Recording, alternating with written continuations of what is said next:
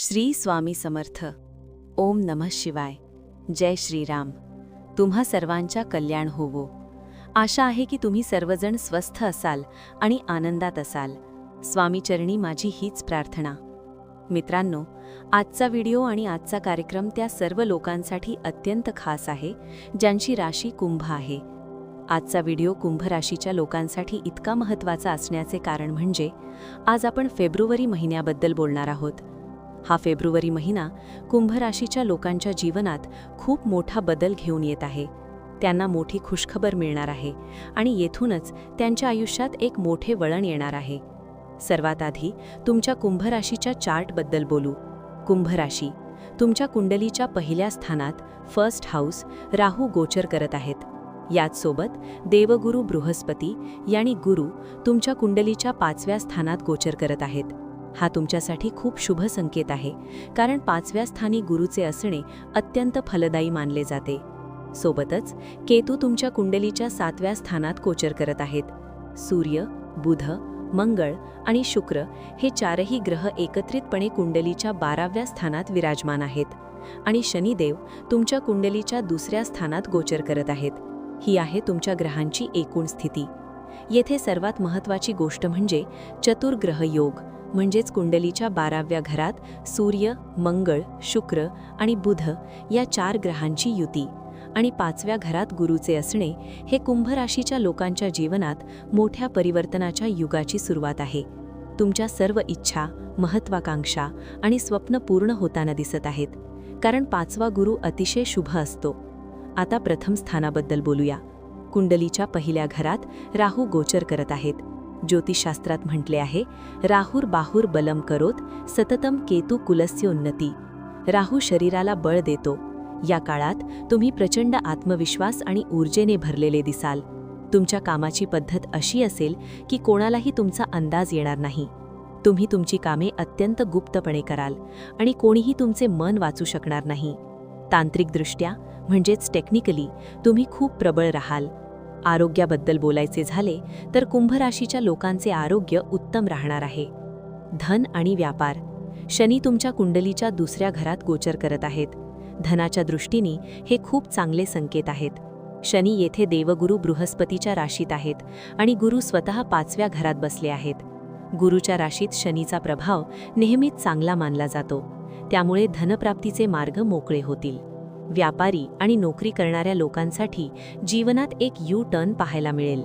मोठी संधी, good opportunity तुमच्या हाती लागणार आहे. प्रभावशाली लोकांशी आणि उच्च पदस्थांशी तुमचे संपर्क वाढतील आणि तुम्हाला विशेष सन्मान मिळेल. 5व्या घरात गुरुचे असणे संतान सुखासाठी खूप चांगले आहे.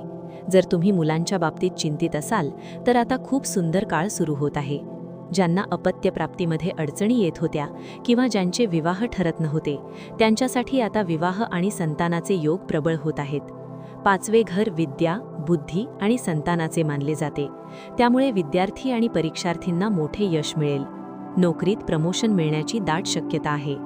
केतू 7व्या घरात गोचर करत आहेत. केतूला डोके नाही, फक्त धड आहे. तो गुप्त आहे, त्यामुळे तुम्ही तुमचे कौटुंबिक आणि वैवाहिक प्रश्न अतिशय गुप्तपणे हाताळाल. पण एक गोष्ट लक्षात ठेवा, तुमच्या जोडीदाराशी बोलताना अहंकार बाजूला ठेवा. कोणतेही कठोर शब्द वापरू नका. प्रेम संबंधांसाठी गोड वाणीचा वापर करणे फायद्याचे ठरेल. कुंडलीच्या 12व्या घरात सूर्य बुध मिळून बुधादित्य योग बनवत आहेत. तसेच मंगळ आणि शुक्र मिळून महालक्ष्मी योग तयार करत आहेत. ज्यांचा व्यवसाय परदेशाशी संबंधित आहे किंवा जे परदेशात जाण्याचे स्वप्न पाहत आहेत, त्यांच्यासाठी ही मोठी खुशखबर आहे. व्यवसाय, नोकरी किंवा शिक्षणासाठी परदेश प्रवास सुखकर ठरेल. तुम्हाला परदेशातून सन्मान आणि पैसा दोन्ही मिळेल. तुमच्या दशम स्थानाचा म्हणजेच कर्तव्यस्थानाचा स्वामी मंगळ उच्च राशीत होऊन 12व्या घरात बसला आहे. याचा अर्थ परदेशाशी संबंधित कामात तुम्हाला मोठी प्रगती मिळेल. अडकलेली कामे मार्गी लागतील. शुक्र 12व्या घरात असल्याने तुम्हाला सुख सुविधा आणि लक्झरी प्राप्त होईल. सावधान, या 4 गोष्टी तपासा. जितकेही कुंभ राशीचे लोक मला ऐकत आहेत, त्यांनी आपली कुंडली काढून या 4 गोष्टी तपासाव्यात. जर तुमच्या कुंडलीत हे दोष असतील तर त्याची शास्त्रोक्त पूजा नक्की करून घ्या. गुरु राहू युती, याला गुरु चांडाळ दोष म्हणतात. सूर्य राहू युती, याला सूर्यग्रहण दोष म्हणतात. चंद्र राहू युती, याला चंद्रग्रहण दोष म्हणतात. कालसर्पदोष, जेव्हा सर्व ग्रह राहू आणि केतूच्या एका बाजूला येतात. यांपैकी कोणताही दोष असल्यास जाणकार ज्योतिषाकडून मार्गदर्शन घेऊ शकता. 2 सोपे उपाय. शनीच्या 7.5चा अंतिम टप्पा सुरू आहे, जो तुमच्यासाठी लाभदायकच आहे. तरीही हे 2 उपाय नक्की करा. दररोज भगवान शिवशंकरांना जल अर्पण करा. सकाळी आणि संध्याकाळी न चुकता हनुमान चालीसा पठण करा. आशा आहे की तुम्हाला ही माहिती उपयुक्त वाटली असेल. पुढील व्हिडिओमध्ये पुन्हा भेटूया. तोपर्यंत जोडून रहा. जय श्रीकृष्ण, जय महाकाल. तुमच्या प्रतिक्रिया नक्की द्या. मित्रांनो, तुम्हाला हा व्हिडिओ कसा वाटला? तुमच्या जीवनात सध्या काय बदल जाणवत आहेत? आम्हाला कमेंट करून नक्की सांगा. जर तुम्हाला ही माहिती आवडली असेल तर व्हिडिओला लाईक करा आणि आपल्या मित्रपरिवारासोबत शेअर करायला विसरू नका. तुमच्या राशीबद्दल अधिक जाणून घेण्यासाठी चॅनलला सबस्क्राईब करा.